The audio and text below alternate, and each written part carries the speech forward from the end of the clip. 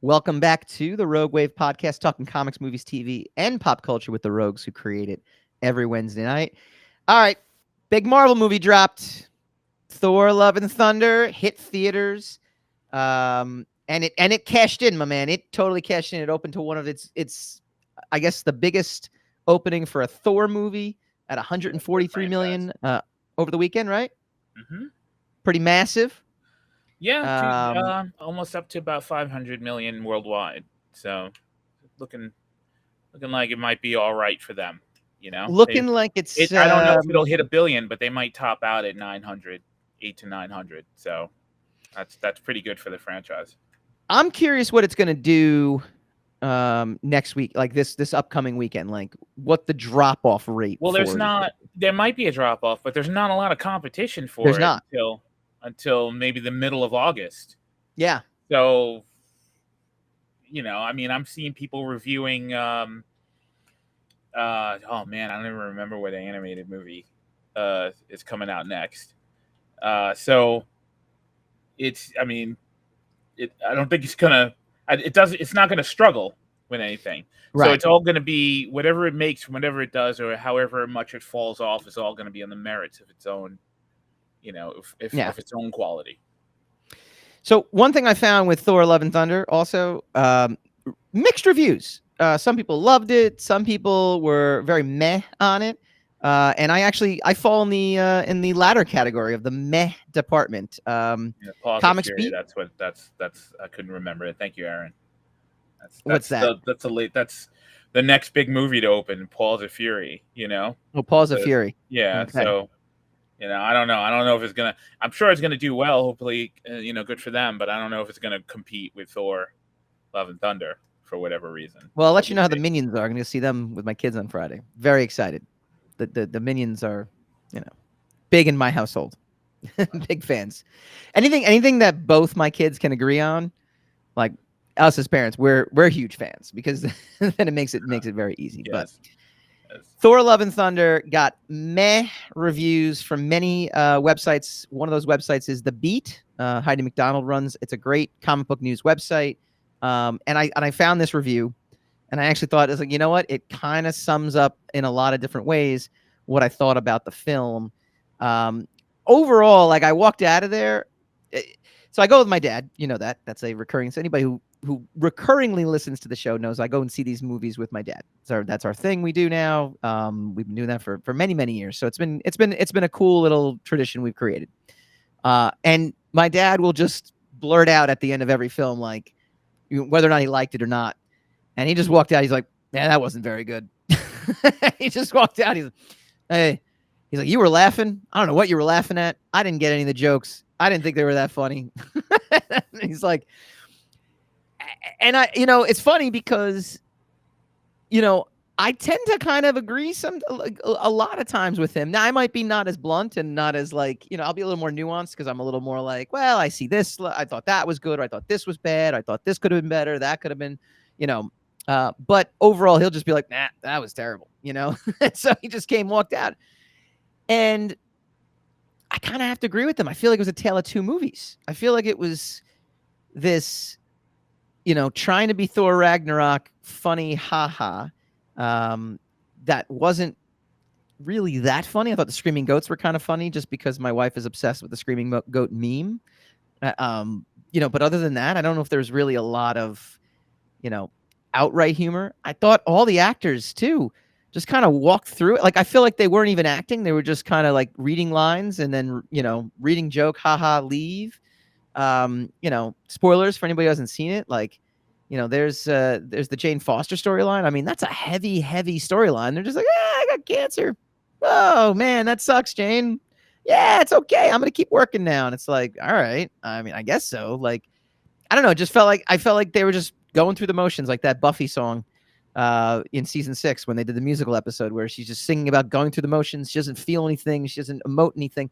And then meanwhile, you have probably one of the best and most intense villain portrayals of all time in Christian Bale, who is going through what is actually a very compelling storyline of the gods let me down. I should never have worshipped these things. They literally don't care about me. I have the power to enact my revenge. And boy, does he like emote and act. I mean, it's like two different movies completely just stuck together where I walked out of there being like, what a wasted performance by Christian Bale, because it was such an intense performance and such a good performance. And instead he was stuck with, Russell Crowe as Zeus. And like, don't get me wrong, could have been played for laughs, but I don't know. Two different movies. What did you think? Everything that you said, I feel the opposite. So. Really? Yeah. Hang on, before you go into anything. Yeah. We have not talked about this. We have not discussed Thor: Love and Thunder. We haven't discussed any of this stuff. We just naturally always disagree. I love it. Go for it. I mean, like, I don't have any really strong feelings for it. Like, this is one of the most amazing movies I've seen. The subject matter is really deep, and I was really moved by it. But I mean, it wasn't magnificent, but it was a perfectly serviceable movie, And I don't know, maybe these days, maybe recently in my life, I'm just not critical of these things anymore. I saw Thor Ragnarok.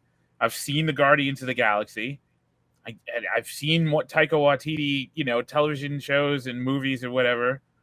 I know what I was in for, Mm-hmm. So it's going to be this kind of wild romp. It's going to be a little, there's going to be some moving things. There's going to be a little bit of sadness to it. And mostly it's a comedy. So that's kind of what I went for. And that's what I got. Now, I was never like a huge Thor fan anyway. Mm-hmm. Until Thor Ragnarok, I didn't really like the first two at all. The first one done by what's his name? Oh man, I never remember his name. I'm having a bad Kenneth Branagh. Yeah, Kenneth Branagh. Thank you, Aaron. What did we do for Aaron? Stutter for multiple seconds. Well, which is exactly what I was doing on film, and then I eventually Google something, and yeah. But I didn't, I thought they were good, but I really, my thoughts for the Thor movies were like, these movies should be like, and I know they don't have the budget for it, so it's fine, but these movies should be like Lord of the Rings. Like it's messing with Norse mythology, comic book mythology. Mm-hmm. It is just, the potential is like, it's through the roof. And they messed around in the first one. He was on Earth, and they had a couple of tropes, and they had a couple of cameos from the three from the comic book. Yeah. And then the next one, he was fighting the Dark Elves. I think he's going across the 9 realms, and he fights the Dark Elves. And you have Anthony Hopkins. You have everybody in that movie, and it's still not like a grand scale kind of movie. Yeah. I just did not enjoy it too much. So Thor Ragnarok comes around, and it's not like a Lord of the Rings movie. It's not epic like that, but it just pushed the boundaries of the genre.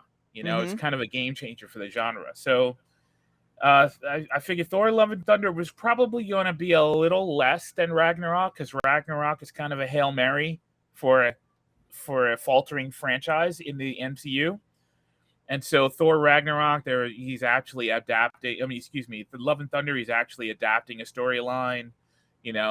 I didn't know if they were going to do the cancer storyline with Jane. I didn't know if they were just going to, like comic book movies, a lot of times they won't get into the meat and potatoes of anything. They'll just take the facade and spackle it on, and then not really get into the depth of whatever the storyline was. And yeah. I still see that a lot of people were disappointed by the adaptation of Gore the God Butcher and the Mighty Thor storyline. So, I mean, your mileage varies on it. But I watched it and I enjoyed it. Kind of, I'm not utterly appalled by your reaction to it. It's not a unique reaction. It's totally fair if it didn't do anything for you.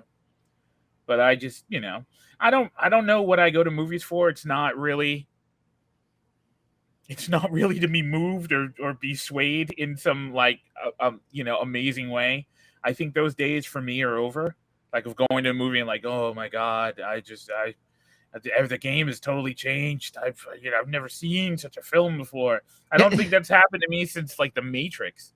So, either I enjoyed it and it stayed consistent all the way to the end, or it didn't.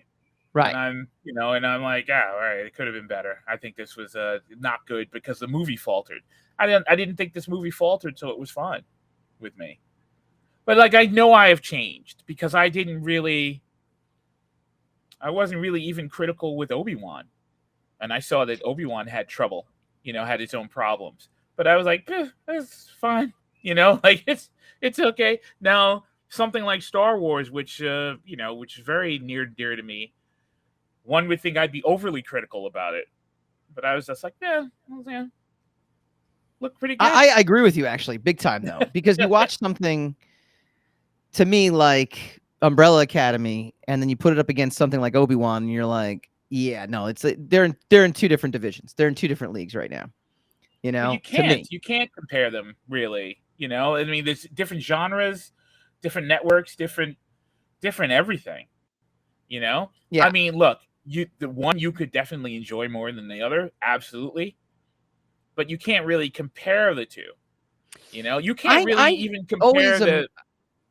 Here's what I would say, and this is why I think you can, at least from how I judge something. I judge something by my level of enthusiasm, my both what I feel as I'm watching it, the intensity, the emotions that I feel while I'm watching something, and then what I walk away from and how I feel afterwards. And Umbrella Academy got me so excited and interested in, now I'm like, I need to read the comic, which, by the way, I breezed through the first trade paperback, was excellent as well too. Different than the show, but a lot Very from the show is so. there. Yeah. Yeah, you had said that, and it is. But again, it gets me like, wow, I need to see more. Like, I want to see more. Thor Ragnarok, just getting back to the Thor movie a second, I enjoyed Thor Ragnarok. People rank. I saw a ranking of Marvel movies, and they put like Thor Ragnarok like the third best out of all of them. And I don't agree with that. I thought it was a really fun ride, but I don't think there was much to it after that first watch. Maybe it'll be different if I watch it again. Maybe I will sit back. Maybe it'll be like Anchorman. It'll be one of those movies I just watch repeatedly and love and love and love. But I walked away from Thor Ragnarok though, feeling like, wow, you know what? It was a totally different tone. Chris Hemsworth was really a lot of fun, but I felt as if it was a complete movie. It wasn't a movie competing with itself over what it should be and what it shouldn't be. All the performances kind of jived. It just was it all seemed to fit together. So I give Thor Ragnarok credit for being that. Walking out of this film, I'm not angry at them for making it. I'm not upset. I think that's a prerequisite. I think when you get into internet debates, people are always like, whoa, why are people getting so upset about it? It's like, because that's what the internet is made for. Like, that's what an internet debate is for, is to get angry at things for no reason and to throw shit on boop, beep, bing. That's another thing I have to tell. I've stayed away from, just the chatter about, right. These things. So I'm kind of not affected by, I don't know what the general consensus of Thor is. It is very mixed, actually, though. Yeah, I can understand it. I get it. Yeah, but that's my point. So I'm just saying, I'm not looking at this from a point of view being like, oh, I can't believe they made this movie, or I can't believe I wasted money on this movie. Like, there was enough in it to, yes, keep me entertained, but overall, I'm walking out of there going, no, it's not as good as what has come before.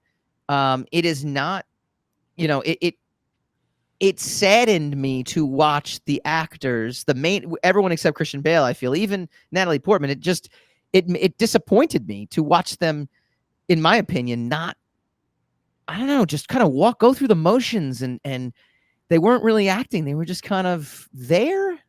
I mean, they were just, it was just a disappointing performance. Like when somebody turns something in, like for a deadline, and it's not their best work. What's that? As far as you're concerned, you mean? Yes. Yeah. Okay. Yeah. That's why I'm giving my opinion. Well, when someone turns in like a piece of work and you're like, you kind of phoned this one in. That's how I felt, because compared to things they've done before, I'm like, wow, that's, Chris Hemsworth has been better in all three Thors, even Dark World. He's actually trying in those movies. I feel like he's not trying. I feel like Natalie Portman is a fantastic actress, and she's just kind of walking. Tessa Thompson seems bored in the film. I know her character was technically bored, but I mean, even in those parts that she should love, I'm just like, it just, again, it was a paint by numbers walk through, go through the motions for me. And that's the part, again, where I walk away going like, man, that's just really disappointing. I understand. All right. Like I said, that makes sense. Here's the big question, though. Did the movie live up to the trailer? Obviously Aaron, not. Please roll the Thor Love and Thunder official trailer. You got Korg. He's narrating. We got Crim's head. Can I talk about the music too?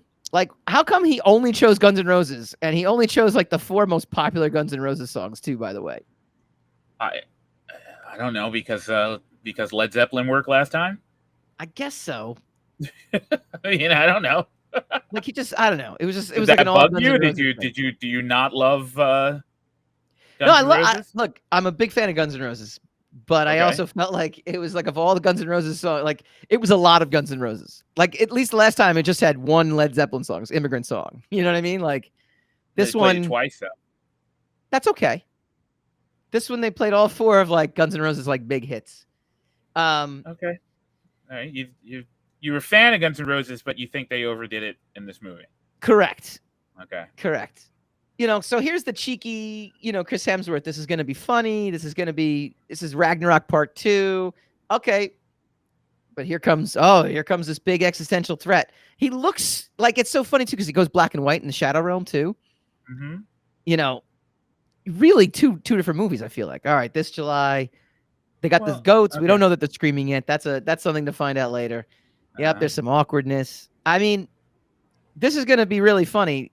I think when all is said and done, I think this is going to be a trailer truth. I think they're going to give us exactly what we saw in the trailer. I like I said, I think it gave you exactly what it promised to give you. That's why I don't understand what everyone was so confused about. There's nothing but jokes in the trailer. Yeah. I mean, starting from when he takes his robe off and throws it in the face of the priest, there's not one serious moment in it other than Christian Bale, I think that's the element. It ends on this. I mean, what are you going to do? It ends on that. I think, also what the movie suffered from is all the best parts are in the trailer, right? I would disagree with that, but I understand what you're saying. I don't agree. I think some of the best parts were all in the trailer, and I didn't feel like there was many parts left over that were very good. How's that? Did I? Well, then it's trash. Then you think trash? I think if you ask the question of did Thor and Love and Thunder live up to the trailer, then I just watched that trailer though. As we just watched, we did a horrible job narrating this time around. We're much better at it in previous. I leave that up to you because you like to brazen through the whole thing, and then you got caught on a tangent about Guns N' Roses, and that's why. It's very true. You're right. Yeah, you're right. I did. It's I accept blame when appropriate. That one was Aaron's fault. No, so I'm just kidding. See, that's called deflecting. Oh, the joke's She's not even watching here. Us anymore. You're right. Maybe this is a comedy. She's not even watching us anymore. See, that's the best part. Oh, see, she just came in because we kept talking about her until she eventually said, "Oh crap!" No, they're talking about me. Don't we? I was not talking about her. You weren't stopping me. You always we, and it's not me. We're not a team, a partner in your crime. Hassan, we're a team. We're a team together. Right. We rise together. We fall together. Oh, all right. We fall together. I got that on recording. I got your word on that one.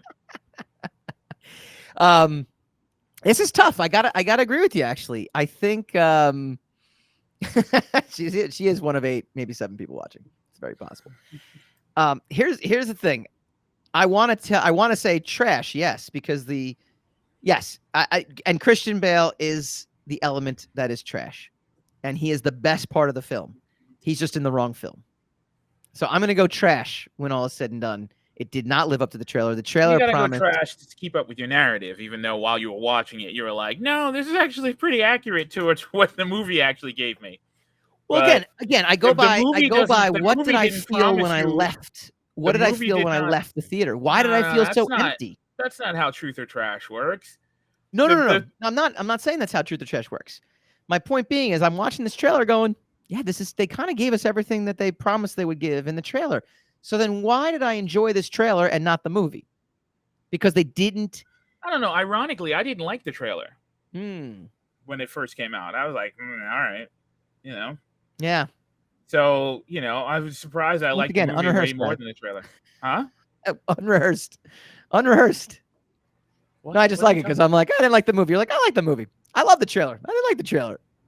I mean, if we talked more, you'd know exactly where I feel about most of these things. And it No, wouldn't be that's surprising okay. to you. That's good. This is good. It's Yeah, good for the show. Remember, if you- disagreements are good for the show. We I just wanted to let the audience know that it's about not it. pre-staged. We actually did not. We did not. Yeah, the pre-do that. three guys watching now know that we don't stage things, and I don't think they were fooled into thinking that this was rehearsed anyway. So don't worry. Either that or we deserve the Emmy noms. So this is what I would say though. I wanted to know why I walked out of that theater not feeling as excited as I did for the trailer, and I almost have to give it trash because you're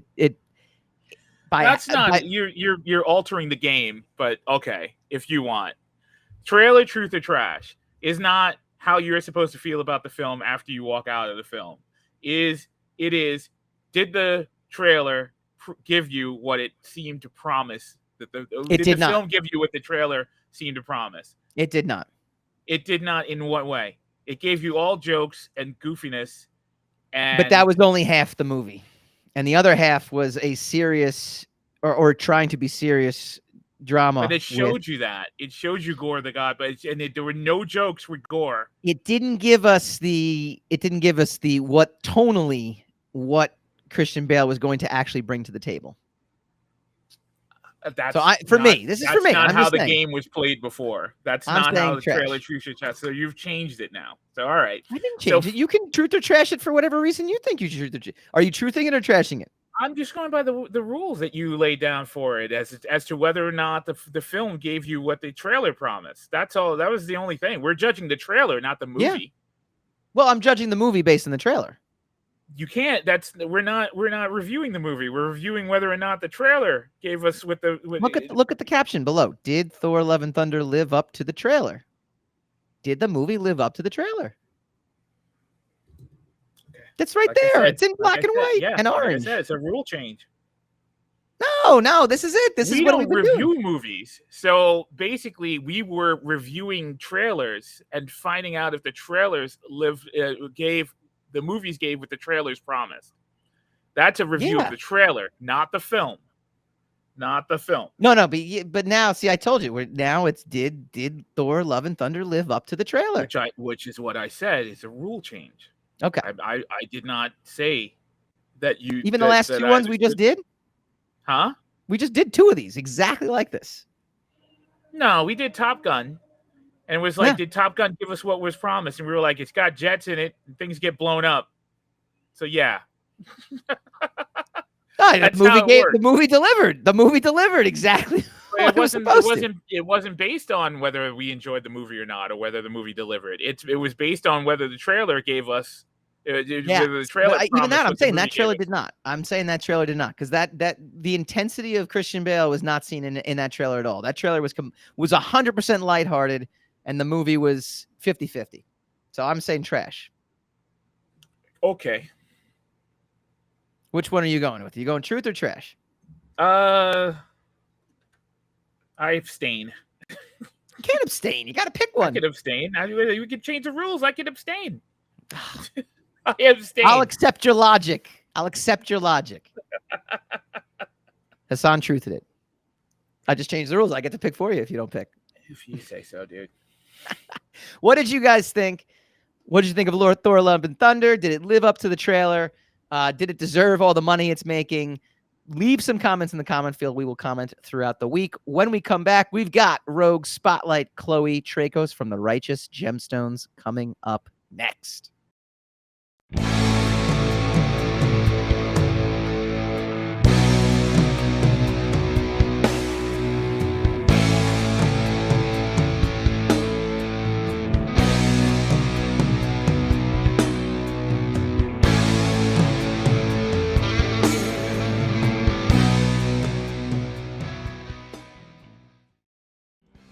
Hi guys, Mike Dolce here from the Rogue Wav Podcast. If you like this video, please feel free to like, share, subscribe, all that fun stuff. It really helps us out.